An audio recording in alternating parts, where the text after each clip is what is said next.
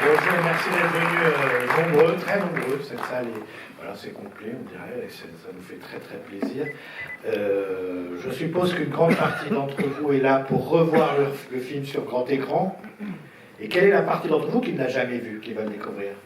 Ah oui, quand même. Bon. Voilà, alors vous allez voir Sorcerer, qui est sorti en France sous le titre Le Convoi de la peur, qui est un film qui a une certaine importance dans la carrière de William Friedkin, voilà, on va sans doute en parler en détail avec Nicolas Pariser après la projection, notamment l'histoire de ce film, qui a été une histoire homérique, et qui a aussi, c'est un film aussi qui a marqué un temps assez, qui a marqué de façon symbolique un temps important, un moment important dans l'histoire du cinéma hollywoodien et même dans l'histoire de l'industrie hollywoodienne. Alors, on a demandé à Nicolas Pariser, qui est cinéaste, qui aime beaucoup le film, qu'on aime beaucoup inviter à la Cinémathèque parce qu'on adore échanger avec lui, c'est un vrai cinéphile qui a plein d'idées. Et donc je sais qu'il aime beaucoup ce film, donc on lui a proposé de venir. Il aurait dû venir avec Arthur Harari, qui est cinéaste et scénariste, mais qui n'a pas pu, finalement, au dernier moment, venir aujourd'hui. Mais comme le film passe une deuxième fois, je ne sais plus quand, bientôt, c'est plus de derrière, enfin bon, il viendra présenter le film. Donc voilà, la deuxième projection du Convoi de la peur sera présentée par Arthur Harari. Il y aura des séances présentées par Yann Sadat, qui est critique au Cahier du cinéma. Reportez-vous au programme pour avoir le détail. Et il y aura une projection de L'Exorciste, suivie d'une discussion avec Jean-Baptiste Toré, qui est un spécialiste du cinéma américain de cette époque, comme vous le savez. Je vais juste demander à à Nicolas, pardon. Je suis comme les héros du film, là, ça me pété un câble. À Nicolas de nous dire pourquoi il veut parler de ce film. Alors, vous m'entendez, oui. J'aurais volontiers dit ce qui me passionne dans le film, sauf que comme beaucoup de gens l'ont pas vu, et que c'est quelque chose qui est vraiment constitutif du plaisir qu'on prend quand on le voit la première fois, je ne vais pas vraiment dire voilà ce que c'est, et on aura l'occasion d'en parler longuement, ou enfin en tout cas d'en parler après le film. Mais alors, juste pour parler d'Arthur, je pense que Arthur, ce qui le passionne dans le film, c'est qu'on voit que les gens qui ont participé à la fabrication du film ont dû beaucoup souffrir. Et je pense qu'Arthur est quelqu'un qui aime souffrir. Je ne dirais pas s'il aime souffrir, en tout cas il est intéressé par la souffrance et par la souffrance au travail. Et dès qu'il a pu faire un deuxième film, il a choisi de partir à l'autre bout du monde, dans la jungle, pour faire un film en japonais de 2h40, alors que c'était pas forcément l'idée la plus rationnelle possible. Donc je pense que c'est quelque chose qui doit le passionner. Donc vous pouvez... je vous conseille de revenir voir le film, d'abord parce que c'est un film qui peut se revoir facilement, et puis ensuite parce que je pense que la discussion sera à la fois passionnante et très différente d'ici. Voilà, il y a quelque chose dans le film qui va, pour moi, à l'encontre de toute règle, scénaristique, mais aussi de toute règle artistique en général. Et qui fait que le film est une espèce d'aberration, mais d'aberration grandiose et passionnante. Et je pense même que c'est pratiquement un film unique dans l'histoire du cinéma pour cet aspect-là des choses. Et je peux raconter une anecdote de 3 minutes. Oui. Qui va vous mettre sur la voie, et puis après j'arrête. En fait, je vais vous parler d'un cinéaste qui n'a vraiment absolument rien à voir avec Friedkin, qui est Claude Chabrol. Et à un moment donné, j'étais un peu déprimé, et je disais en boucle, c'est mémoires, un livre d'entretien, je crois qu'il se transforme en New York, qui s'appelle Pourtant je tourne, où il raconte qu'il voulait devenir écrivain quand il était ado, et il avait commencé plusieurs fois à écrire un livre sur un polar, je crois. Et le problème, c'est que chaque fois qu'il commençait une scène, il se disait il faut que j'explique pourquoi il y a eu cette scène. Et puis il faut que j'explique pourquoi il y a eu cette scène d'avant le film. Et puis, il remontait jusqu'à la naissance du personnage, alors que c'était juste un personnage qui faisait une filature, qui fumait une cigarette en suivant un bandit, mais il fallait qu'il lui raconte tout ce qui s'était passé avant. Et donc, alors que c'était une scène qui aurait dû durer une demi-page, il avait écrit 35 pages sur la biographie de ce détective privé. Et donc il a dit, je ne suis pas fait pour être écrivain, et je vais donc choisir le cinéma. Et je dirais que Friedkin a fait un film en ne résolvant pas ce problème, en ne résolvant pas du tout le problème que Chabrol avait posé à ce moment-là, et que en ne résolvant pas le problème, il a fait quand même un film unique et passionnant. Voilà. Merci Nicolas, on se voit donc tout à l'heure. Voilà, bonne projection. C'est un DCP, c'est la restauration qui a été faite au début des années 2010, voilà, sous la supervision de William Friedkin. Voilà. Ceux qui veulent partir sont partis, ceux qui veulent rester sont restés. Encore des mouvements.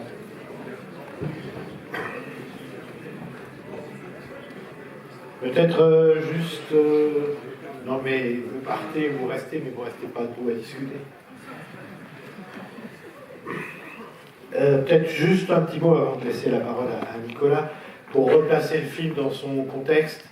C'est un film qui est tourné en fin 1976 et qui sortira en mai 1977 aux États-Unis. Avant ce film-là, Friedkin avait réalisé L'Exorciste. L'Exorciste qui suivait ce qui était déjà un grand succès commercial, French Connection, film qui a eu 5 Oscars et qui a eu beaucoup de succès. Et L'Exorciste est un film qui va encore avoir plus de succès, qui va même avoir un succès planétaire. Donc à ce moment-là, Friedkin est vraiment... Vous savez, à Hollywood, vous avez la force de votre dernier succès et la faiblesse de votre dernier échec. Donc là, il est en position de force. Il pense qu'il peut faire ce qu'il veut, que les studios le suivront dans tous ses projets. C'est vraiment le roi du monde. Et donc après un petit moment de réflexion, il se souvient du film de Henri-Georges Clouzot, Le Salaire de la peur. Il cite parfois Clouzot comme un de ses cinéastes préférés, et il cite souvent Le Salaire de la peur et Les Diaboliques. Et c'est vrai que Les Diaboliques est un film qui a été très très apprécié aux États-Unis. Et donc il va décider de faire un remake du film de Clouzot. Jusqu'à ce que Clouzot lui dise, c'est pas moi, il va rencontrer Clouzot lui dire, ce n'est pas moi qui ai les droits, il faut les acheter à l'auteur du livre, Georges Arnaud, etc. Les producteurs, c'est Universal, la major compagnie Universal qui veut le produire, mais on sent bien que le film va être très cher parce qu'il veut tourner sur les lieux, quoi. C'est-à-dire d'abord il pensait à l'Équateur, et puis finalement le film sera tourné principalement, pas complètement, en République dominicaine, donc tout ça coûte beaucoup d'argent, vous avez vu, beaucoup de scènes spectaculaires, beaucoup d'effets spéciaux, et donc le film va être financé par une deuxième major company, donc il y aura deux, la Paramount, vous avez vu, c'est très très rare dans l'histoire du cinéma hollywoodien, mais ça arrive. C'est Universal et Paramount, deux major compagnies qui produisent, c'est-à-dire qui financent plus exactement et qui vont distribuer le film, la Paramount aux États-Unis et Universal pour le reste du monde. Le film va être très compliqué à faire, vous imaginez bien que le tournage, ça se voit d'ailleurs à l'écran, c'est des choses pas faciles à tourner, le tournage va être très accidenté, très difficile, tout va être dépassé, le calendrier va être dépassé, le budget va être dépassé. Quand le film sortira en mai 1977, Friedkin pense qu'il tient un énorme succès commercial, que ça va être encore plus spectaculaire que ses deux précédents films. Et les premières critiques arrivent, elles sont catastrophiques, alors qu'il avait été soutenu par la critique sur les précédents, je parle de la critique américaine, et les résultats en salle sont catastrophiques. C'est-à-dire que là, Friedkin tombe de très très haut. Le film ne va pas rembourser évidemment ce qu'il a coûté. William Friedkin va être lâché par ses producteurs, et notamment les major compagnies. Il avait un contrat avec Universal pour un certain nombre de films, le contrat va être rompu. Le film va mettre beaucoup de temps à sortir ailleurs qu'aux États-Unis. Il sortira en France en janvier 78, c'est-à-dire 7 ou 8 mois après sa sortie américaine. Alors, les sorties étaient souvent décalées, mais là, ça fait beaucoup. Le film sort, et c'est donc Universal qui le distribue en France. Et il sortira, semble-t-il, sans beaucoup de publicité, etc. C'est-à-dire que plus personne ne croit au film. Et il sortira en France, non pas dans l'indifférence, parce qu'on a un peu regardé, il a plutôt eu de bonnes critiques en France, bien meilleures que les critiques qu'elle est aux États-Unis, mais c'est pour William Friedkin le début d'une période difficile, un peu comme s'il devait recommencer à zéro, jusqu'à son prochain succès commercial. D'ailleurs, le film qu'il produira après qu'il réalisera après est un film produit par un indépendant qui est Dino De Laurentiis, un producteur italien qui est installé à Los Angeles. Donc il va devoir remonter la pente. Mais en tout cas, voilà, c'est un accident industriel en fait le film, hein, dans l'histoire du cinéma hollywoodien, un film très cher. Qui est vraiment très très cher, un film pour lequel on a donné tous les pouvoirs au réalisateur, et un film qui va s'avérer être un échec. Alors, vous savez que dans l'histoire du cinéma hollywoodien, il y a comme ça quelques exemples d'échecs pharaoniques. Et bien celui-ci en était un. Ce qui fait que le fait que le film n'ait pas marché, en fait, il a été assez difficile à voir. Moi, je l'ai vu bien plus tard, je ne l'ai pas vu au moment de sa sortie, sans doute parce que, encore une fois, il a dû sortir très vite. J'étais trop jeune, peut-être, ou j'avais peur de rien, je sais pas. Enfin bon, j'aurais pu le voir, je ne l'ai pas vu. Et je me souviens que la première fois que je l'ai vu, c'était, je crois, un mauvais DVD. Donc ça a mis vraiment beaucoup de temps. Mais j'ai mis aussi du temps parce que j'ai longtemps sous-estimé l'importance de William Friedkin par rapport à d'autres cinéastes de sa génération. Voilà, et donc on a réussi, heureusement depuis plusieurs années, on peut le voir facilement. On avait organisé ici à la Cinémathèque une rétrospective Friedkin en 2000, je l'ai dit tout à l'heure, 2006. Elle avait montré une splendide copie de 35 mm qui venait de Los Angeles, quasiment neuve. Vraiment, c'était assez spectaculaire. Et puis, la réhabilitation à la fois du cinéaste, mais aussi il y a eu une grande réhabilitation, une grande légitimation de cette période du cinéma américain, dont on n'avait pas peut-être forcément compris l'importance en tant que période, même si certains cinéastes comme ça étaient désignés, a fait que le film a fait l'objet de restauration. Et ça, c'est la copie restaurée, supervisée par William Friedkin que vous avez vu. Et puis, vous savez qu'aujourd'hui, il est disponible en Blu-ray, etc. Donc, le temps, si vous voulez, a rendu justice au film, mais il a fallu, voilà, un petit moment avant que ça soit le cas. Alors, Nicolas, toi, tu te souviens comment tu l'as vu, toi ? Alors, je suis un peu comme toi, j'ai complètement sous-estimé William Friedkin. Et peut-être que je continue d'ailleurs à le sous-estimer, que je suis dans une erreur totale. Et donc c'était pas quelque chose c'était pas pour moi une priorité. Enfin, et je l'ai vu quand il a été restauré en 2013, je crois. Voilà, il est sorti en salle. Je l'ai vu en salle dans la version restaurée. Et puis j'ai dû le revoir ensuite en Blu-ray quand il est sorti en Blu-ray. Donc je l'ai. Alors, pour être honnête, je savais que William Friedkin avait fait un remake du Salaire de la peur, mais dans mon idée, c'était Convoi de Sam Peckinpah. Donc j'avais une espèce je faisais une confusion entre les deux films. C'était donc pour dire que c'était très vague et que ça m'intéressait pas beaucoup. Ouais, parce qu'il s'appelle Convoi de la peur en français. Oui, c'est possible. L'erreur possible. Et puis, bon, il y a des camions. Enfin, voilà. Et je dirais, je vais peut-être commencer par là. Par la fausse piste, disons, et peut-être même par la manière dont les gens peuvent le voir aujourd'hui, qui selon moi est une fausse piste, après c'est que selon moi, c'est que j'ai l'impression qu'aujourd'hui, il y a cette idée que les années 70 dans le cinéma américain sont à la fois un aboutissement, c'est-à-dire que c'est la réalisation,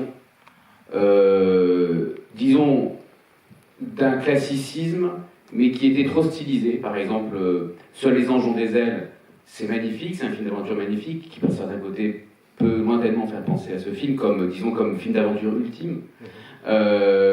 Mais le problème de Seuls les anges ont des ailes, c'est que il y a des maquettes qui se voient, que c'est en noir et blanc, que c'est pas suffisamment réaliste aujourd'hui, et que d'une certaine manière, les films de Friedkin, peut-être plus que d'autres cinéastes des années 70, sont une espèce disons, d'aboutissement du cinéma hollywoodien qui serait à la fois très divertissant, très profond, et qui aurait, techniquement, disons, apporterait un réalisme saisissant, et qui corrigerait d'une certaine manière ces moments où le cinéma hollywoodien était bouleversant, quand bien même on voyait les transparences, on voyait que le cockpit d'un avion était tourné en studio. Voilà, donc le cinéma des 70 est censé être à la fois donc, un aboutissement, et puis, paradoxalement, l'an zéro du cinéma contemporain. C'est-à-dire que, en gros, ce qui se passe avant Les Dents de la Mer est pratiquement nul et non avenu, ou en tout cas affaire de spécialistes, comme peut l'être, je sais pas, le Bollywood des années 50, le cinéma hongkongais, enfin ça devient presque une niche, et le cinéma américain en tant que cinéma mainstream commence en gros avec les Dents de la Mer, ou, voilà. Et ça c'est quelque chose moi que j'ai, qui m'a toujours gêné, parce que selon moi le cinéma des années 70 il est peut-être passionnant et magnifique, enfin l'aboutissement du cinéma américain, disons son acmé, c'est pas les années 70, c'est plutôt les années 40, et puis, ça s'arrête à la fin des années 50. Donc, en tout cas, c'était mon credo, c'est mon credo. Et donc, voilà, c'est pour ça que je n'ai pas eu, disons, j'ai pas de mouvement spontané, entre guillemets, vers Friedkin ou des cinéastes comme ça, quoi. Non, mais c'est vrai qu'il y a certains critiques, certains historiens du cinéma ont une vision un peu téléologique, c'est-à-dire ont considéré que les années 70 c'était, oui, comme tu dis, c'est-à-dire un certain état du cinéma arrivé à une perfection réaliste. Et aussi, il y a aussi une question idéologique derrière, c'est-à-dire aussi qu'il serait un cinéma libéré de toutes les illusions idéologiques des années 30, 40, etc. Ce qui, évidemment, est une très mauvaise manière de voir l'histoire du cinéma, même l'histoire en général. Et donc je suis tombé sur ce film, en réalité en n'en attendant pas grand-chose, en tout cas pas que ce soit un film qui me passionne. Et alors là je raconte tel que j'ai vu la première fois, parce que là aujourd'hui la perception qu'on a des films change quand même d'une projection à l'autre. C'est que j'ai trouvé quelque chose d'absolument fou dans toute la première partie, c'est-à-dire dans les 4 introductions, dans les 4, on peut presque dire courts-métrages, qui introduisent les personnages principaux, parce que d'une part, je trouvais que d'un point de vue dramatique, c'était aberrant, et en tout cas absolument contraire, disons, au classicisme hollywoodien, c'est-à-dire que dans un film des années 50, l'américain, on l'aurait reconnu parce qu'il aurait un paquet de cigarettes américaines. Le français, on l'aurait reconnu parce que, je sais pas, il mangeait du camembert. Enfin, on aurait trouvé un accent. Oui. Voilà, on aurait trouvé pour chaque personnage quelque chose qui aurait concentré son identité et son histoire personnelle en une scène. Alors en une scène, je sais pas, académique chez Vincent Sherman, et en une scène absolument géniale chez Howard Hawks. Enfin, en tout cas, la première demi-heure du film est une aberration d'un point de vue du cinéma classique américain, ça n'a aucun sens. D'un point de vue narratif, dramatique, narratif. Voilà, ça n'a absolument aucun sens. Et en même temps, ensuite, le film se déploie. Il y a évidemment les 2 scènes ultra spectaculaires, celle du pont et puis celle de l'explosion de l'arbre. Et je me dis, en fait, s'il y avait, à la fois c'est une aberration, cette introduction, mais s'il n'y avait pas cette introduction, le film ne serait pas très intéressant. Enfin, le film aurait plein de qualités, mais le film ne serait pas aussi intéressant. C'est-à-dire que c'est un film qui à la fois représente une aberration dramatique dans la construction du récit, mais en même temps, s'il n'y avait pas cette aberration dans la construction du récit, le film serait beaucoup moins intéressant. Et c'est un peu resté comme ça. Donc j'étais content de mon paradoxe, et puis je suis rentré chez moi, voilà. Et là, quand je l'ai vu aujourd'hui, ça m'a fait penser, mais de manière très différente, à un film que tu adores, Jean-François, qui est Psychose. C'est-à-dire que Psychose, la dernière fois que j'ai vu Psychose, toute la partie où Janet Leigh vole l'argent du patron, enfin jusqu'au moment où elle se fait assassiner sous la douche, je trouve ça d'une beauté insoutenable. Parce que, en fait, la tension dramatique est à la fois très forte, mais en même temps, c'est ce que dirait Hitchcock, du cinéma pur. C'est-à-dire qu'on ne va nulle part, en fait. Et ça, le simple présent du film, je vais le dire de manière vague, mais pas complètement fausse, il y a une poésie, disons, de ce présent pur du cinéma, quand Janet Leigh est en voiture, avec son magot derrière dans le coffre, qu'elle rencontre le flic, qu'elle discute avec Norman Bates. Il y a quelque chose d'incroyablement beau, parce qu'en fait, c'est déconnecté complètement d'une économie narrative qui devrait... Bon, sauf que Hitchcock est très malin, et probablement beaucoup plus malin que William Friedkin, et d'une certaine manière moins naïf. En fait, c'est un artifice. C'est-à-dire qu'en fait, cette gratuité et ce côté agréable du récit est fait pour qu'on soit absolument stupéfait, sidéré par l'assassinat de ce personnage, et le film d'horreur commence, et là, Hitchcock, à partir de là, invente le film d'horreur moderne, et en fait, toute cette première partie, elle avait, malgré tout, elle n'était pas gratuite, en fait. C'est-à-dire que ça devait produire quelque chose chez le spectateur. Là, la première partie, telle que je l'ai vue tout à l'heure, elle me paraît absolument gratuite. C'est-à-dire que, d'abord, on n'en a pas vraiment besoin. C'est-à-dire que, quand bien même le film commencerait dans le village, on comprendrait tout à fait ce qui se passe. Mais je vais même aller plus loin, c'est que je pense que, pour Friedkin, ces 4 courts-métrages, enfin en fait il y en a 3 parce que Fernando Rabal, dans mon souvenir c'était plus long, c'est 2 plans, c'est très court. Donc, toute cette partie du film, elle devrait nous donner beaucoup plus, provoquer beaucoup plus d'empathie du spectateur pour des personnages auxquels on serait censé s'être attaché. Et en fait, non. C'est-à-dire qu'ils sont tellement antipathiques, même si c'est très passionnant à suivre, hein. Enfin, ils sont tellement antipathiques qu'une fois qu'ils arrivent dans le village, on n'est pas à bloc, comme je pense, William Friedkin voulait faire une espèce de direction spectateur comme faisait Hitchcock, c'est-à-dire, ah là là, je vais vous montrer leurs histoires, je vais vous montrer leurs femmes, leurs problèmes quotidiens, etc. Et on sera tellement attaché à eux en une demi-heure que le récit d'aventure lui-même va avoir d'autant plus de force. Et en réalité, c'est pas du tout ce qui se passe. Donc, et donc, la première partie du film conserve cette gratuité absolue, c'est-à-dire que ce sont des moments de cinéma absolument déconnectés de toute économie narrative. Et je pense que, pour prendre ce film, on prend souvent ce film par l'angle de son échec commercial, et on l'explique parfois par le fait que le casting était plus faible que ce qu'il aurait dû être, puisque le film devait être avec Steve McQueen, Mastroianni, Lino Ventura et Amidou, par contre, c'était lui. Et non, et par contre, il y avait non, il n'y avait pas Fernando Rabal. Et donc, soit c'est parce que les gens n'étaient pas assez connus, ou bien que La Guerre des Étoiles, enfin Star Wars, est sorti la semaine suivante. Mais moi, j'ai l'impression que ce qui provoque, en fait, l'échec du film, en tout cas aux États-Unis, et son échec critique, c'est que il y a des choses absolument gratuites, et donc que, pour le coup, c'est absolument pas hollywoodien. Mais c'est quelque chose qui n'est absolument pas hollywoodien, et c'est là où le film est passionnant, c'est absolument pas hollywoodien, mais en même temps, dans une logique hollywoodienne de spectaculaire énorme. Bah, ce prologue avec les 4 histoires, on peut se dire qu'à la limite, Friedkin prend son temps, prend beaucoup de temps pour expliquer que ce sont des fugitifs, des déclassés, des hommes qui vont essayer d'avoir une deuxième chance, un mythe, un truc un peu après, qu'on voit beaucoup dans le cinéma américain.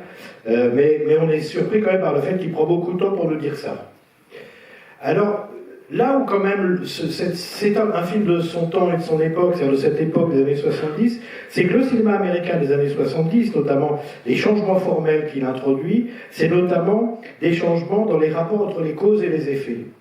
C'est-à-dire que c'est un cinéma, il y a beaucoup de films de cette époque-là, dans lesquels il y a des causes, mais il n'y a pas d'effets. C'est-à-dire, en gros, on ne sait pas où vont les personnages. C'est un cinéma de l'errance, alors... Quand on ne sait pas où, par exemple, je sais pas, les films de Monty Hellman, par exemple, où on voit des personnages comme ça qui partent dans des voyages et on ne sait pas où ils vont, et à la limite, alors ça c'est très très influencé par le cinéma européen, notamment Antonini, mais enfin, il y a cette idée-là qu'on peut errer sans but dans le cinéma américain des années 70, alors qu'en gros, dans un film hollywoodien classique, quand un personnage voyage, à un moment donné, il y a quelque chose à l'arrivée.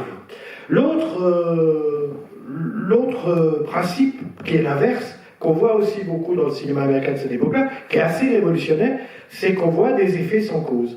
C'est-à-dire que tout d'un coup, un personnage prend une balle et meurt, presque par hasard. D'ailleurs, c'est un peu ce qui arrive avec le camion de Bruno Kremer et d'Amidou. Au moment où on pense que voilà, narrativement, on a transpiré pour eux, on a eu peur, etc. Et là, il ne fait pas de ralenti, il ne met pas de musique, tout d'un coup, le pneu éclate, il y a 2 plans, le camion dévale et ça explose. Donc ce sentiment de l'absurde, Hein, je pense à la fin du film de Fleischer, Les flics ne dorment pas la nuit, où le héros, qui finalement, après avoir surmonté tous ses démons, commence à avoir une vie normale, et il meurt comme ça. C'est-à-dire que là, on est dans un cinéma où il y a des effets, mais il n'y a pas de cause. Sinon, l'absurdité. Donc ça, c'est un truc quand même...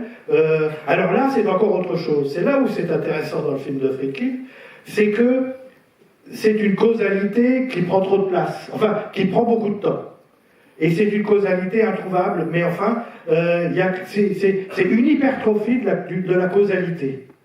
Et ça non plus, dramatiquement, c'est pas très payant en fait. Et d'ailleurs, le film a été critiqué, notamment en France, vous savez, sur le fait que la première partie ne sert à rien. Beaucoup de critiques ont dit ça ne sert à rien. Et en fait, moi je trouve quand même la beauté du film, c'est justement le fait qu'elle ne serve à rien. C'est-à-dire qu'on a ce dont parlait Nicolas, cette idée, vous savez, les écrivains qui écrivent des biographies de leurs personnages, même si elles n'apparaissent pas dans le roman définitif, eh bien il y a cette idée-là, je vais écrire la biographie de ces personnages. Peut-être que ça ne servira à rien, mais c'est un vrai désir, enfin, d'écrivain, voire d'artiste. Parce qu'en fait, le film... il a plutôt plu aux critiques français, pas du tout aux critiques américains. Il a plutôt plu aux critiques français, et on voit pourquoi. En gros, moi, il m'a fait penser à ce que Sartre avait écrit à propos de Citizen Kane. Alors, c'est de l'écriture artiste.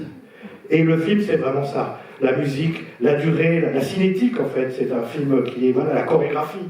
Enfin, tout, on est presque dans de l'art pour l'art, quoi. Mais je voudrais juste rebondir sur quelque chose que tu dis. C'est-à-dire que, certes, le cinéma moderne européen a irrigué le cinéma américain des années 70 et a, disons, perverti le rapport des effets et des causes, mais jamais dans le cinéma d'action.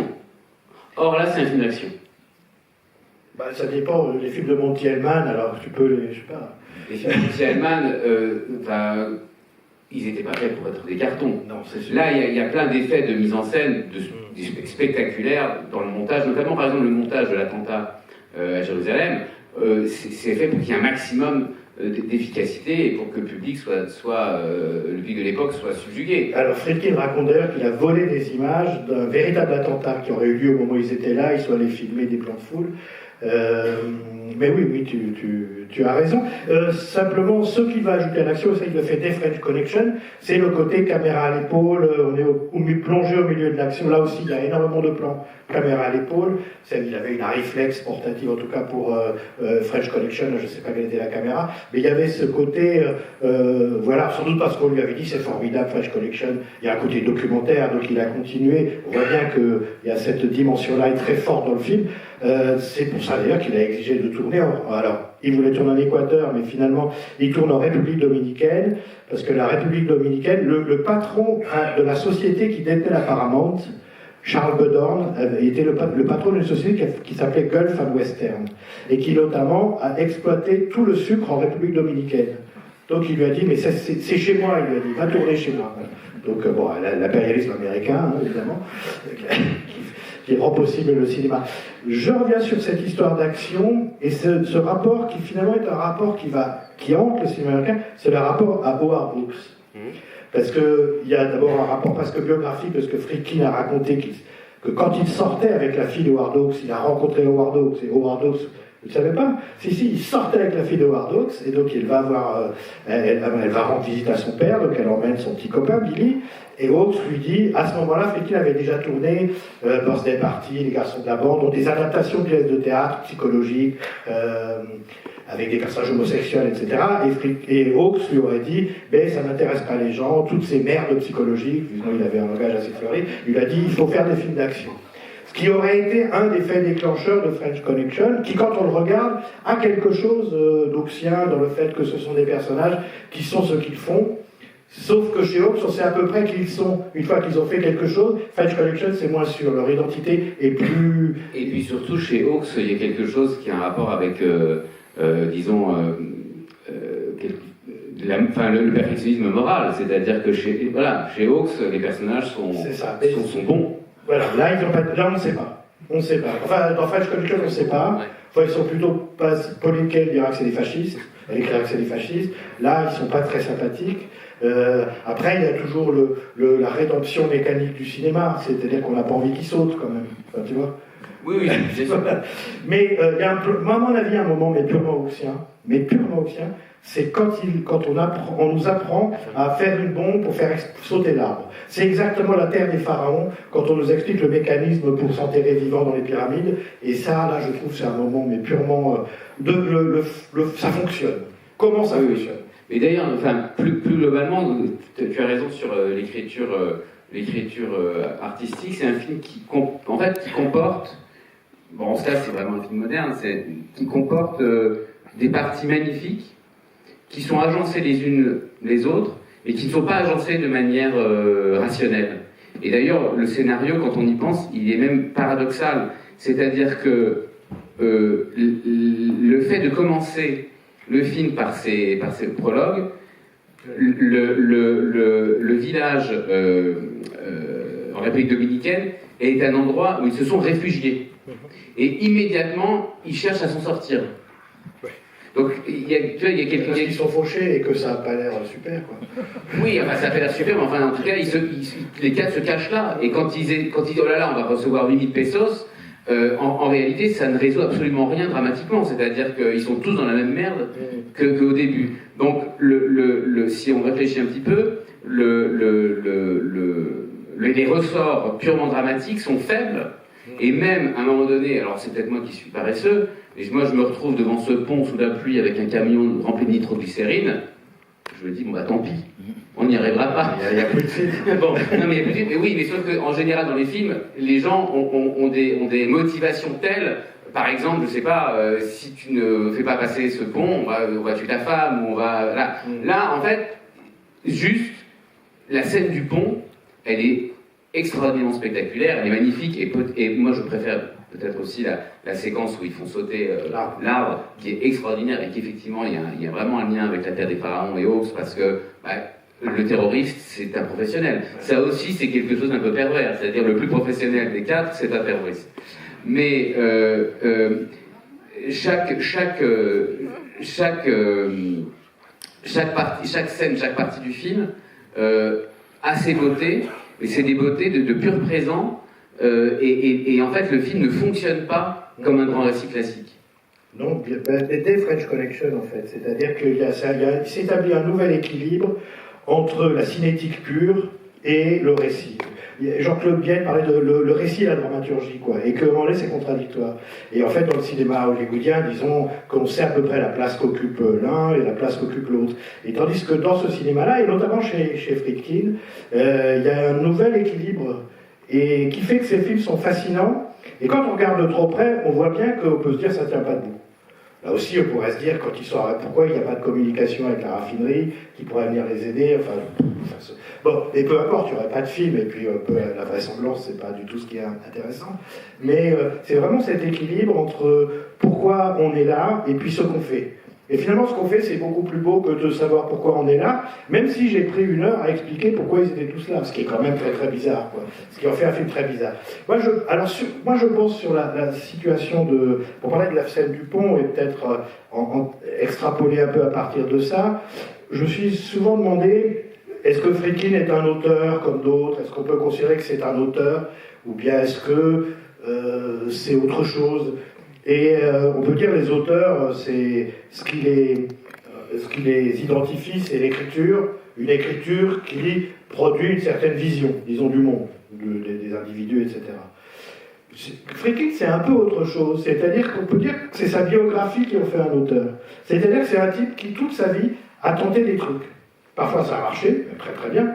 French Connection, avec la caméra portée dans les rues de New York, c'était une tentative assez audacieuse. L'Exorciste, une petite fille de 13 ans qui profère des obscénités, etc., c'est gonflé, c'est audacieux. Ça, c'est audacieux. Ça n'a pas marché. Voilà. Et puis Cruising est un film aussi. Cruising, qui est un projet qu'il avait avant de faire Le Convoi de la Peur. Finalement, il mettra beaucoup plus de temps à le faire.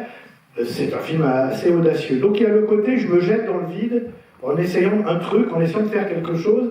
Et j'ai l'impression que la scène du pont, c'est un peu Friedkin. C'est-à-dire, qu'est-ce qui va craquer le premier? Les hommes, le câble, le pont, le camion, on sait pas, mais ça va péter, quoi. Et donc, il y a presque ce côté un peu kamikaze qu'il y a chez lui, qui pourrait le singulariser comme cinéaste. Bon, c'est un peu une idée un peu extravagante, mais pourquoi pas? Oui, après, sur la question d'auteur, il y a quand même une manière de faire, et notamment dans French Connection et L'Exorciste, qui sont vraiment deux films de genre, un policier, un film d'horreur, il y a quelque chose qui est utilisé de manière encore plus ample dans ce film-là, c'est que ce sont tous des films qui se passent dans beaucoup d'endroits différents. C'est-à-dire qu'on passe d'une ville à l'autre, d'un pays à l'autre. Il y a un côté, probablement plus intéressant, mais il y a un effet James Bond un peu. C'est-à-dire que... Dans celui-là. Dans French Connection, le film commence à Marseille.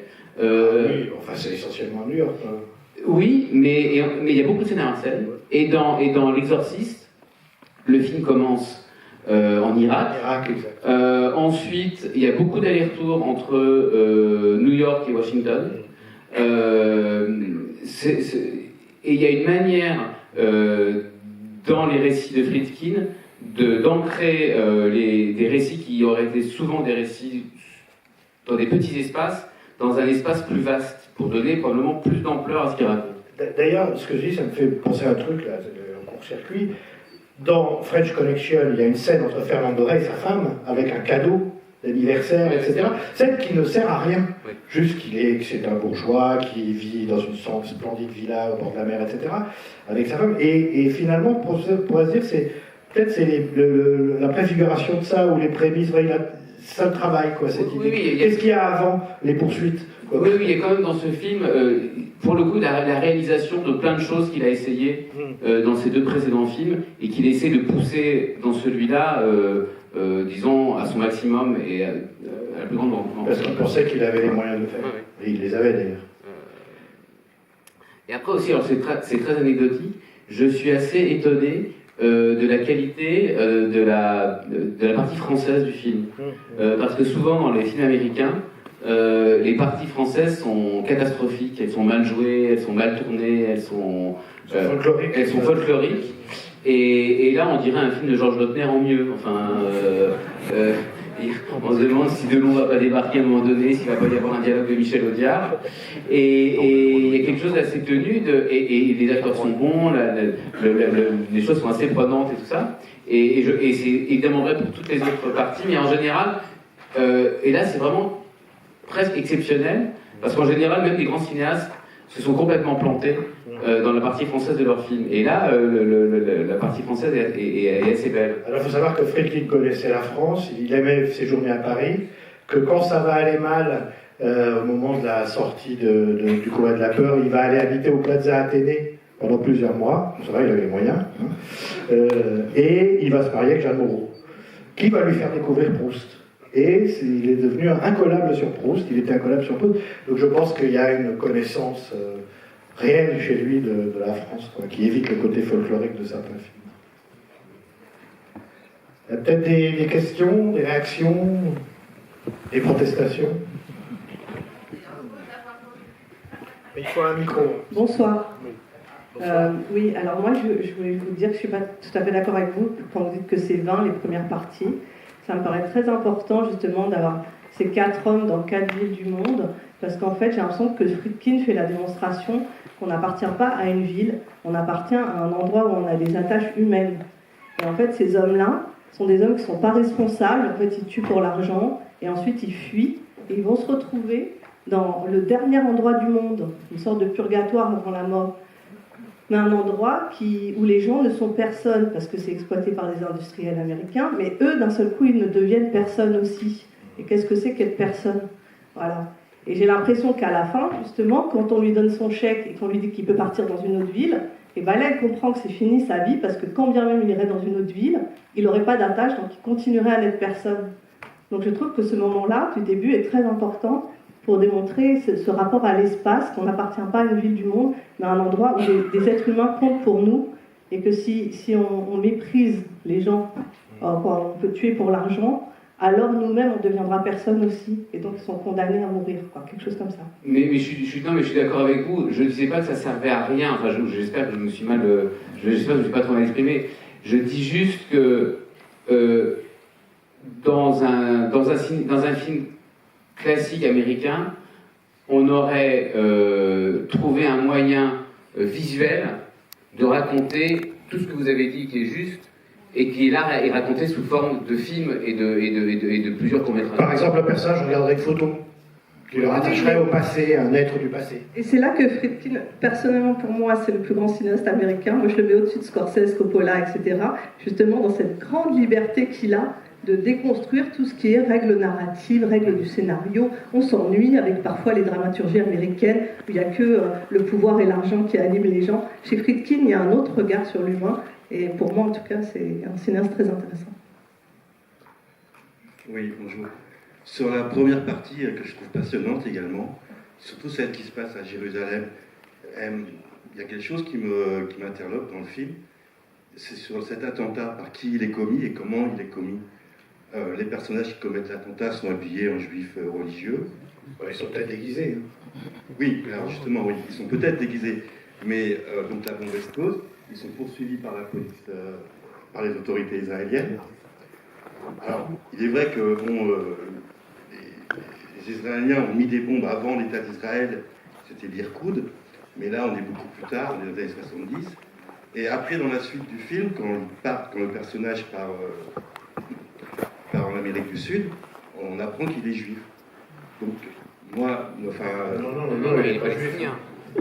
Il est arabe. Oui. Il est arabe. Ah oui, oui. Donc il est déguisé. Non, mais j'avais pas compris, c'est pour ça que je pose la question. Donc vous pensez qu'il s'est déguisé pour se glisser dans la foule et déposer sa bombe avec ses deux complices. C'est ça qu'on comprend.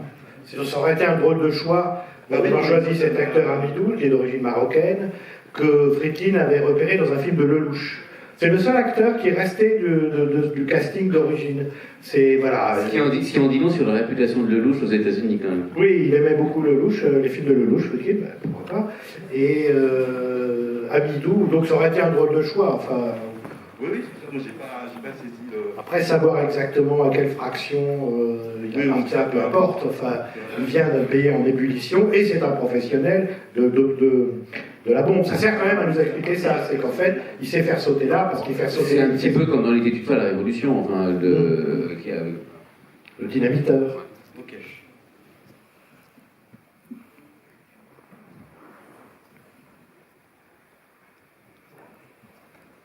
Comment expliquez-vous? Sans micro, on ne vous entend pas. Donc, on va laisser madame et après on va vous passer le micro.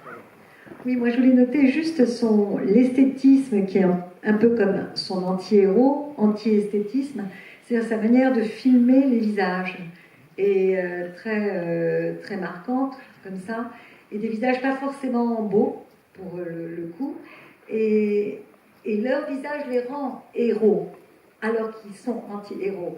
Et tout à coup, il y a Amidou qui est, justement, Amidou devient un héros, alors qu'il est terroriste, mais devient avec cette idée qu'il a avec l'ordre.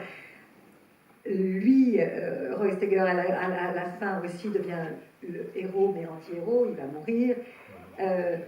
Et Bruno Kremer est étonnant parce qu'il le transforme. C'est-à-dire qu'au début, avec sa mèche, très parisien, moi, à l'inverse de vous, je trouve que sa femme, enfin, toute cette partie-là n'est pas nécessaire du tout. Mais bon, ça, je ne suis pas d'accord avec vous. Et je trouve qu'elle ne joue pas bien. Et il y en a qui disent qu'on pense qu'elle n'est pas nécessaire, d'autres qui disent qu'on pense qu'elle est nécessaire. On a été bien ambigu, là. Cette scène, après, vraiment en présentant cette scène, non, elle n'est pas nécessaire du tout et elle ne joue pas bien. Mais lui, justement, cette transformation, où avec cette mèche parisienne, et là, comment il le filme, c'est-à-dire qu'on le reconnaît à peine. Et il est étonnant, Kremer, dans ce rôle, parce qu'il a même perdu sa nationalité. Tous.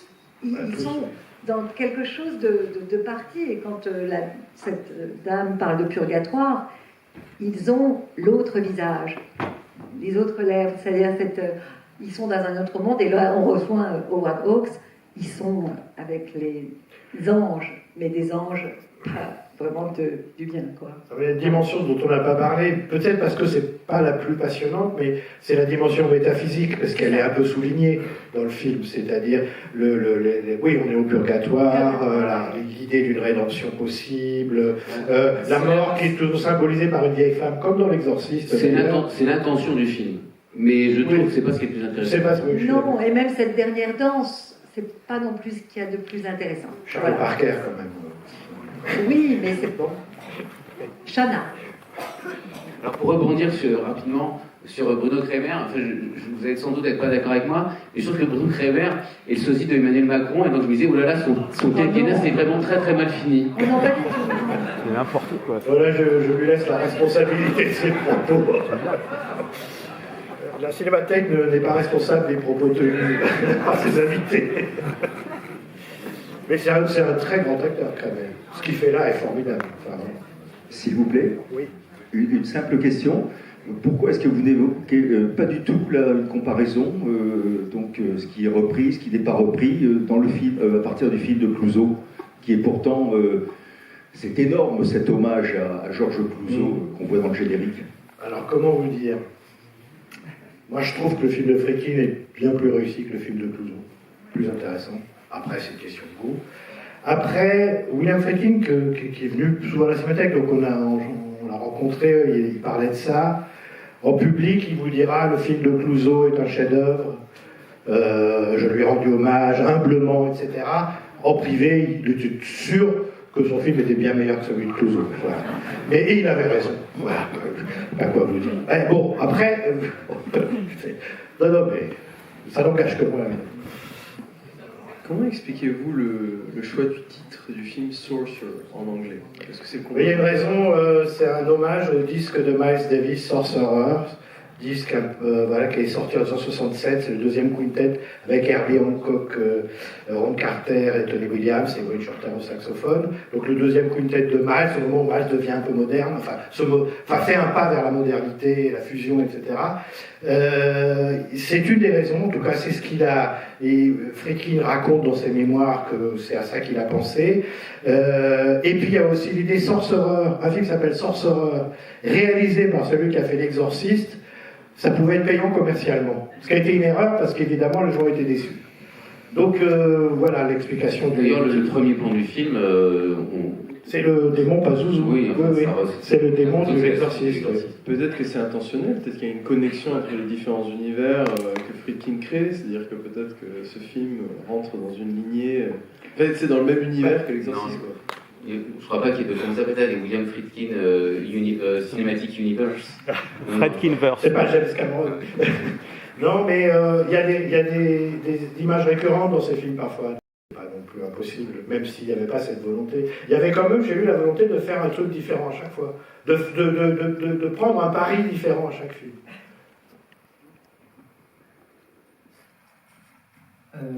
Oui, alors. Juste ici, ouais. Non, justement, c'est un peu pour revenir sur cette figure, justement, qui est un peu une réminiscence, on va dire, de Pazuzu. Et en fait, où justement, moi je trouve que le titre Sorcerer et toute la deuxième partie du film, en fait, dans lequel justement on revoit cette espèce de je sais pas comment décrire ça, mais le bas-relief. Oui, c'est ça, cette espèce de relief, en fait, justement avec le camion qui passe devant, et puis le film qui bascule, en fait. On a parlé tout à l'heure du genre du film qui vous avez apparenté à l'action. Moi, je l'apparente beaucoup plus à une sorte de fantastique, en fait.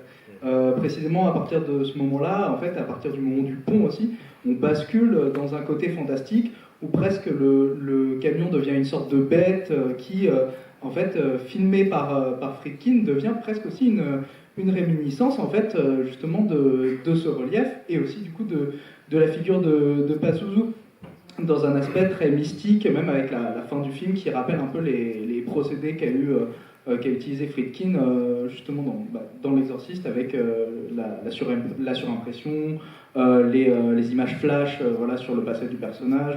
Enfin, justement, je trouve que cet aspect mystique, il est assez important pour le film. En fait, Friedkin dira, il avait dit ici, mais je crois qu'il l'a écrit dans ses mémoires aussi, que le scénariste du film, Walland Green, qui est le scénariste de La Horde Sauvage, qui avait la cote parce qu'il avait notamment écrit La Horde Sauvage, qui avait été un grand succès, lui avait fait lire 100 ans de solitude de Gabriel García Márquez, Et Friedkin a raconté, alors a posteriori, je ne sais pas du tout, tout ça évidemment sont des propos tenus 30 ou 40 ans plus tard, mais Friedkin dira, oui, je voulais atteindre une forme de réalisme magique, comme les romans de Gabriel Garcia Marquez, c'est-à-dire qu'à un moment donné, on quitte le réalisme pur, réalisme dont j'ai fourni des preuves avec la caméra à l'épaule, avec le tournage sur place, etc., pour passer à quelque chose de plus fantastique. Donc c'était conscient de sa part. On peut même dire, et il y a des gens qui n'ont pas aimé le film pour une raison assez intéressante. Truffaut, par exemple, François Truffaut n'aimait pas le film, c'est Brissot qui m'a raconté ça. François Truffaut n'aimait pas le film parce qu'il disait, au bout d'un moment, on sait bien que ça ne va pas exploser. Parce que de toute façon, le camion est tellement secoué depuis le début, si ça n'a pas explosé, c'est que ça n'explosera pas. Et que donc tout d'un coup, on n'aura pas peur pour les personnages. Mais c'est pas très grave en fait, parce que, comme vous le dites, à un moment donné, on passe dans une autre réalité, etc. La beauté du film, elle est là aussi. Elle n'est pas seulement dans l'idée que c'est un film d'action vraisemblable, disons. Il y a un aspect qui me marque dans ce film et dans plusieurs films de Friedkin, c'est un peu le rapport, l'importance de la folie. En fait, on voit des personnages, c'est comme s'ils faisaient un voyage inéluctable vers la folie. Et au début, dans les courts-métrages du début du film, on voit déjà des personnes qui sont situées géographiquement, ce qui n'est pas le cas du village où ils vont atterrir en Amérique centrale. Ils viennent de quelque part, mais on ne sait pas où ils arrivent. C'est imaginaire. Voilà. Mais dans ces courts-métrages, on a l'impression que tous ces personnages, mentent à leur entourage, aux gens qui les entourent, ils donnent le change. Voilà, et ils vont faire en fait un voyage, déjà dans le réel, ils mentent aux gens qui sont autour d'eux. Bruno Kremer ne raconte pas la vérité à sa femme. Amidou se fait passer pour un Israélien alors qu'en fait c'est un militant palestinien. Et d'ailleurs, c'est bien souligné à un moment lorsque le personnage d'Amidou veut tuer le personnage de Rabal parce qu'il le traite de sale juif, parce que le personnage de l'Allemand qui était devenu copain avec le personnage d'Amidou, en fait, fait un clin d'œil à l'histoire, lorsqu'il y a eu un lien entre la lutte des Palestiniens et les gens, les nazis, quoi. Il y a eu un moment dans l'histoire où il y a eu un clin d'œil, je pense que c'était... Bon. Ça mériterait un développement. Oui, peut-être. Mais en tout cas, on retrouve plusieurs fois dans les films de Friedkin un peu ce voyage inéluctable vers la folie, parce que par exemple le personnage de Gene Hackman à la fin de French Connection, on a l'impression qu'il part vers un gouffre, quoi. Il rentre dans l'obscurité à la fin du film. Il commence un peu à devenir fou. Et il y a d'autres films où c'est vraiment carrément éloquent. Vous avez raison. Alors je voudrais rebondir là-dessus, et c'est peut-être moi ce qui par goût m'éloigne un petit peu de Friedkin, c'est que vous dites folie. Moi, je dirais davantage que les personnages, disons, pour Friedkin, le personnage type de ces films est extrêmement névrosé. Et celui qui est probablement le plus névrosé, c'est le héros de To Live in Los Angeles, où là, il a atteint un niveau de névrose qui le rend catastrophique.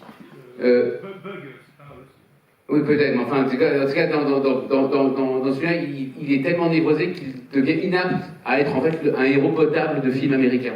Oui. Et donc, il y a effectivement, et c'est vrai, c'est aussi vrai de Gene Hackman, c'est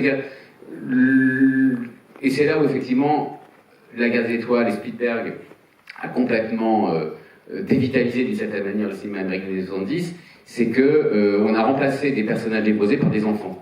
Voilà. Des enfants imaginaires en plus. Mais effectivement, c'est la question de... tous ces personnages sont extrêmement névrosés, et donc la question morale devient obsolète. Ce sont des obsessionnels, en fait. C'est en cela que la vision classique de l'action est remise en cause par le fait que les gens qui agissent au nom de névrose et pas au nom d'une efficacité.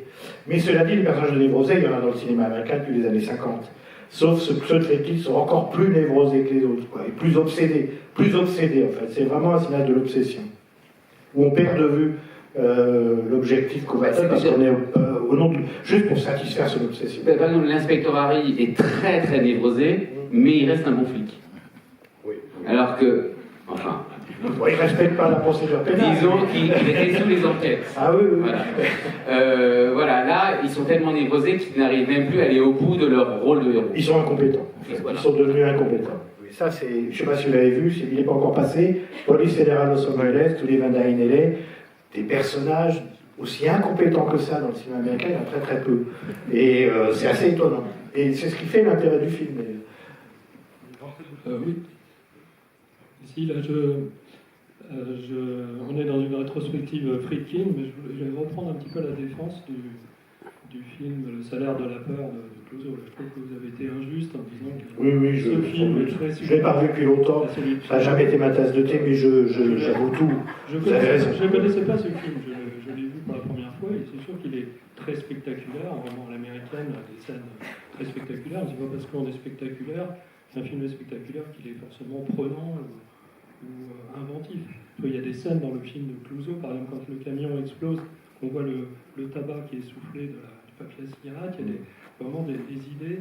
Et puis il n'y a pas de personnages exogènes comme les guerrieros ou les mafieux qui courent après Roy Schneider pour le descendre à la fin. Montant se tue tout seul parce qu'il est dans son hubris, dans sa folie aussi, quelque part. C'est vrai qu'il y a un ticket de métro, Pigalle, il y a un ticket de métro. Voilà, c'est des films différents, sur des registres différents, mais je pense que c'est... Enfin, personnellement, je préfère celui de Clouseau. D'accord, bah, vous avez raison.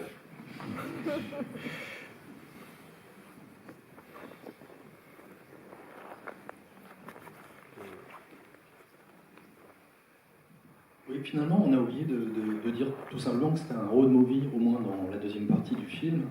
Et les road movies, souvent, sont des voyages qui vont, qui prennent la forme d'une ligne.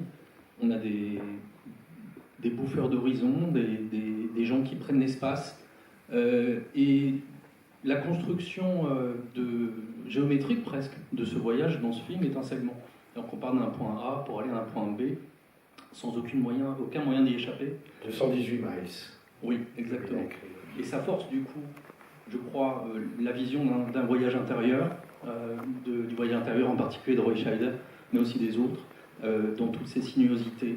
Et moi je trouve qu'en tant que spectateur, j'ai l'impression de suivre ces sinuosités aussi presque mentales qui basculent. Je trouve qu'on ne l'a pas tellement souligné, mais toutes les parties de la fin où Roy Scheider est tout seul, dans les hauteurs, on a l'impression qu'on a quitté la route, qu'on a fait une sortie de route, qu'on n'est même plus sur ce segment de 218 max, qu'on est vraiment ailleurs.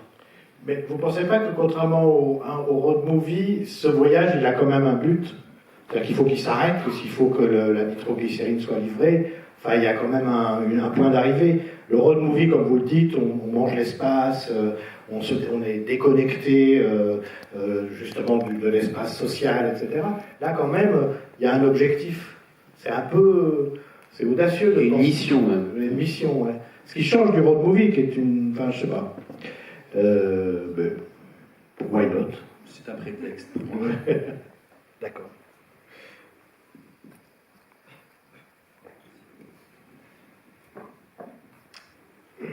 Alors je voulais partager une idée de Jean-Baptiste Thoré au sujet de ce film.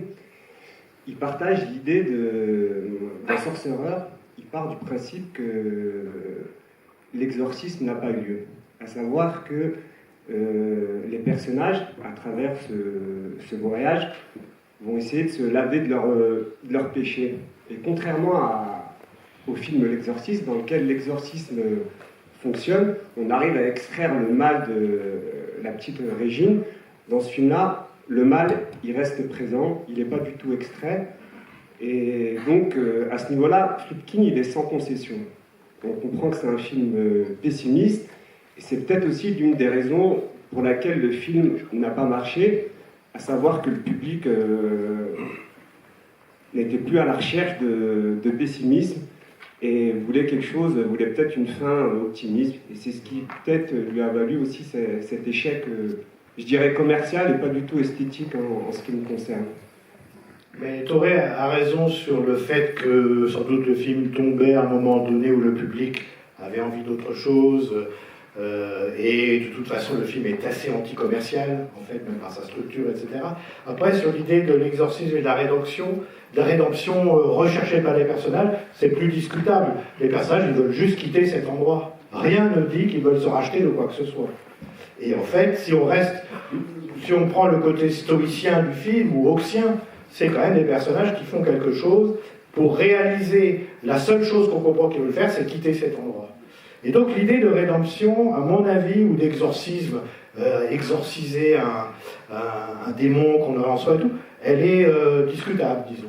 En tout cas, moi, elle ne m'apparaît pas immédiate quand on voit le film. Moi, je vois plus le coup de feu dans la Sierra de John Huston. Attendez, je vous entends pas là. Il voit plus, ouais. Le trésor de la Sierra Madre. Le trésor de la Sierra Madre, c'est voilà. ça. Oui, ça, de façon très dans consciente. l'idée qu'il y a un échec américain, ces personnes-là, quoi qu'ils fassent, c'est terminé pour eux. C'était une référence consciente de Friedkin, il aime beaucoup le film de Huston. L'idée d'échec, etc., ça lui a plu. Et quand même, la nitroglycérine, c'est un peu la métaphore du mal, quand même. Moi, je comprends cette chose-là, parce qu'il y a, il y a à la transporter, ça c'est la dimension du récit, de la narration, ils doivent l'emmener là-bas, mais par rapport à ces hommes-là, c'est quand même des hommes qui ont fui leurs responsabilités, donc ils sont maudits. Et le mal, ils le traînent sous cette forme de nitroglycérine, et ils vont payer ce qu'ils ont fait à un moment donné. Moi, je le vois aussi comme ça. C'est que le mal va être plus fort.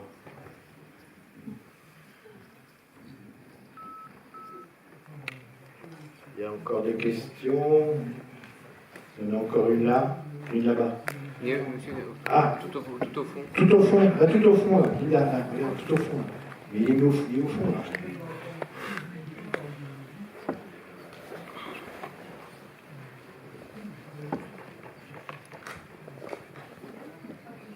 Bonjour. Moi, j'avais une réflexion par rapport à ce dont vous avez parlé un peu plus tôt. Vous avez parlé de Howard Hawks. Alors, c'est drôle, effectivement. J'avais aussi également entendu parler de l'anecdote sur le fait que, pendant une période, en tout cas, ils ont été liés, Friedkin et Hawks, du coup. Enfin, il l'a rencontré qu'une fois. Oui, bon, même une fois, ça suffit. C'est une rencontre importante, visiblement. Moi, je trouve que Friedkin est purement l'anti-Howard Hawks. Parce que je trouve que ce cinéma, cette période de cinéma des années 70 dont on parle, vous avez, je crois que le mot n'a pas été prononcé aujourd'hui, le nouvel Hollywood, dont Friedkin est un des éminents représentants, parmi les aspects, je trouve qu'il y a un côté vraiment, la plupart des films de Friedkin dont on a parlé, ses plus gros succès, sont des films de genre, un polar, un film d'horreur, ici un film d'aventure si on veut, mais toutes les codes sont pervertis, c'est détourné en fait. Il y a une déconstruction complète du personnage américain classique, positif. Vous dites que le scénario n'est pas terrible, mais je suis d'accord, dans la plupart des films Friedkin, le scénario n'est pas terrible, parce qu'on s'en fiche. C'est pas grave. On n'a pas dit qu'il n'était pas terrible, on a dit qu'il était, on va dire, paradoxal, en tout cas, voilà. Parfois, la cinétique a plus d'importance que le récit. Voilà, ça veut dire que c'est pas terrible. Les films de Friedkin sont remplis d'incohérences. C'est un réalisateur, si je dis pas de bêtises, parce que j'avais vu dans un des documentaires qui parlait de lui, qui faisait régulièrement une seule prise. Souvent, il voulait toujours garder la première prise. Et des fois, il disait à ces acteurs qui ne filmaient pas, c'était une répétition, et en fait, à la fin, il gardait la prise, c'était dans le film. Ou des fois, il leur disait, ok, on en fait une deuxième. Il savait déjà qu'il allait garder la première. C'est un cinéaste de la spontanéité, de la déconstruction, de l'altération complète. Et même si certains thèmes dans ces films sont un peu surlignés au marqueur, c'est pas très subtil, mais il y a une telle déconstruction. Moi, je relis ça à des cinéastes comme Robert Altman, par exemple, qui aussi, sur ces thèmes-là, qui n'ont pas vraiment cette espèce de subtilité, mais en fait, la subtilité, c'est pas l'écriture. C'est pas un auteur avec des lignes qui écrit son scénario, c'est avec le montage. On parlait de... je ne vais pas être tout à fait d'accord avec vous, c'est-à-dire que tout à l'heure, on parlait... comment dire je pense que c'est volontairement qu'on n'a pas parlé du nouvel Hollywood... oui, parce que c'est un concept pas scientifiquement validé. Et surtout, quand vous dites que les choses sont déconstruites dans les années 70, en réalité, elles ont déjà été déconstruites dans les années 50, souvent. Et en fait, disons, l'Hollywood qu'on aurait déconstruit dans les années 70 est plus un Hollywood rêvé qu'un Hollywood réel, à mon sens. Les films de Jacques Tourneur des années 40, d'une certaine manière, déconstruisent Hollywood beaucoup plus fortement que tout le cinéma américain des années 70. Simplement, c'est pas l'objet du cinéma des années 70 de déconstruire le Hollywood des années 40 ou 50, à mon avis. Il construit autre chose d'une certaine manière, qui est passionnant, mais et par ailleurs, je dirais, il n'y a pas, disons, les cinéastes importants des années 70 sont tellement différents les uns des autres que parler du nouvel Hollywood, voilà, ça me paraît comment dire, risqué. Voilà. Parce que là où on est difficile de vous suivre, c'est quand vous présentez Friedkin comme quelqu'un qui finalement a réparé les torts du Hollywood ou les illusions du Hollywood classique où il n'y aurait eu que des héros positifs. Ce que peut-être, d'après ce que je crois comprendre, vous identifiez un peu au cinéma de Howard Hawks. Et que vous dites, ça c'est le contraire. Mais dans Howard Hawks, son seul mes anges ont des ailes, Cary Grant, après que son copain se soit tué en avion, il va à la cantine et il mange le steak de son copain. Et sa petite amie lui dit, mais tu manges le steak de machin qui vient de mourir, et il lui dit, qu'est-ce que tu veux que je l'en fasse, que je l'empaille? Ça, c'est pas un héros positif, c'est beaucoup plus compliqué que ça. Le rapport à l'action dans les films de Hawks, il est très compliqué. Il est différent de celui de Friedkin, pas tellement d'ailleurs, parce que je pense qu'il y a une filiation entre les deux. Je pense qu'il y a vraiment une fascination pour l'efficacité, l'homme d'action, l'action qui définit l'identité du personnage. Ça, c'est et même une forme de stoïcisme. Dans French Connection, moi je trouve French Connection a des accents vraiment hawksiens, sauf que le personnage est plus fou que les films de Hawks, mais la vision de l'individu et la vision du monde, elle n'est pas très très différente. Donc je pense qu'on ne peut pas penser qu'il y a eu un cinéma construit, et après un cinéma qui a enfin déconstruit ce cinéma trop construit. C'est plus compliqué que ça. Voilà, semble. Oui, je comprends ce que vous voulez dire, je finirai juste sur une dernière chose.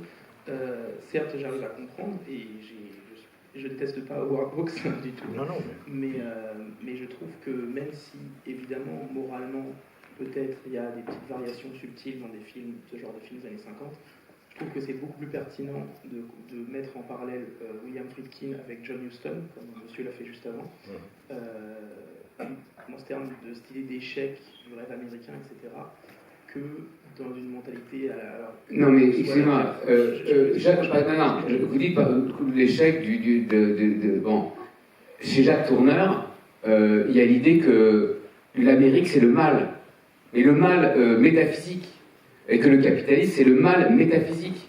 Donc ça va beaucoup plus loin que la question de savoir l'échec, machin, etc. Je vous assure, il y a des films américains qui sont infiniment, des années 40, 50, qui sont infiniment plus pervers que même sexuellement, il y a des films des années 30 qui sont infiniment plus pervers sexuellement que les films des années 70, vraiment. Oui, peut-être au niveau des thèmes, mais là, chez Friedkin, ce que je trouve intéressant des années 70, en tout cas chez Friedkin, c'est que ça s'exprime pas à travers une écriture, mais à travers un montage, un flux, une dynamique. Donc quand je parle d'écriture, je parle de la mise en scène, pas du scénario. Oui, je comprends. Mais qu'il y a je trouve cette espèce de déconstruction qui n'est pas forcément toujours hyper subtile, mais qui met un coup de pied dans la fourmilière, et je trouve que c'est met un coup de pied dans le puritanisme américain quand même. Est-ce que vous avez suivi la rétrospective Anthony Mann qui vient de se terminer ici à la Cinémathèque? Il y a un film qui s'appelle The Far Country, Je suis un aventurier, western 1955 je crois, non un peu avant, 54, avec James Stewart. James Stewart, c'est un psychopathe. C'est le héros du film, et en même temps c'est un psychopathe. C'est-à-dire que le niveau de subtilité, de névrose, etc., il a toujours été là dans le cinéma américain. C'est exprimé simplement différemment, mais encore une fois, Friedkin ne vient pas réparer les erreurs du cinéma hollywoodien classique. Et n'est pas plus subtil ou plus rentre-dedans que pouvait l'être Je suis un aventurier d'Anthony Mann ou les films de Jacques Tourneur. Mais c'est un débat super intéressant, et je pense qu'on va encore l'avoir, on n'a pas fini de l'avoir, et du sens de l'histoire du cinéma hollywoodien, et c'est vrai que, d'une certaine façon, c'est un débat qui existe, quoi. Mais la différence, si vous trouvez une différence fondamentale entre Hawks et Friedkin, c'est que la violence mise à part, ou le danger mis à part, on aurait hyper envie de vivre dans Rio Bravo. Alors qu'on n'a absolument pas envie de vivre dans un film de Friedkin. Mais pas du tout. Moi, quand je vois John Wayne, je l'aime dans les films de Hawks. Mais vraiment, je l'aime. Pour prendre les films les plus réussis de Friedkin, on n'aime pas les personnages qu'on voit. On peut les trouver passionnants, mais on n'a pas d'élan d'amour pour eux.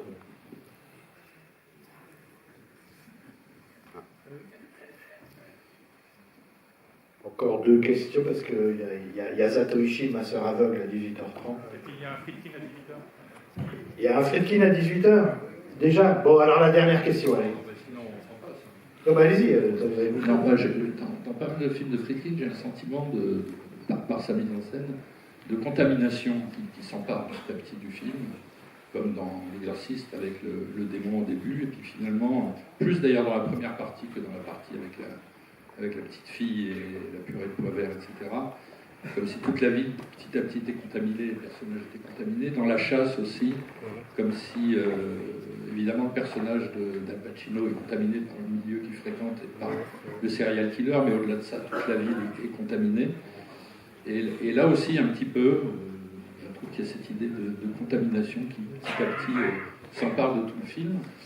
Et puis, il y a un élément, pour revenir à ce que disait monsieur sur l'axe terrorisme arabe nazi, que Preminger d'ailleurs souligne dans Exodus, hein, si on s'en souvient. Mais bon, je ne veux pas introduire la nitroglycérine dans le texte, on s'arrête là. Il y a quand même l'emblème de la compagnie pétrolière, qui est une espèce de portique en fer avec un oiseau qui est assez allemand comme ça. Enfin, il y a cette image-là. L'aigle américain, l'aigle c'est américain. Oui, alors, bon, oui, alors c'est une question de non, il a mis dans moi, je l'ai ressenti comme... Il a mis dans un des studios, dans un des bureaux, je n'ai pas du film, j'ai pas fait gaffe, mais enfin je l'ai pas revu là parce que j'ai pas fait attention, l'affiche de Gulf and Western, c'est-à-dire la compagnie qui possédait la Paramount et qui produisait le film et qui par ailleurs exploitait des mines, exploitait du sucre en République dominicaine, etc. Donc c'était aussi une manière, il était méchant, enfin, il aimait faire des farces à ses producteurs aussi. Ouais. Ouais. Et ça ne vous a pas évoqué, ce parti-là, autre chose que... L'aigle impérial, l'impérialisme. Ouais. D'accord. Voilà. Okay. Bon, merci. Alors, ça repasse. Si vous voulez, vous pourrez le revoir. Et Arthur Harari viendra vous présenter le film bientôt. Merci.